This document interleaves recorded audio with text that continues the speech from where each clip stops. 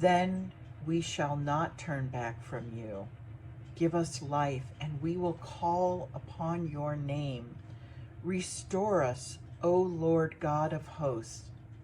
Let your face shine that we may be saved. And that's where the psalm ends again. We can be confident that God is with us in the good times in our life, and again through the periods of trials, of restoration, when we have to begin again, when we have to start over in life.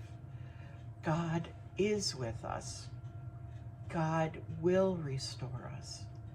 We can trust in God's goodness and go forward with that confidence, even in the midst of starting over. And remember, those first steps of starting over are starting our restoration.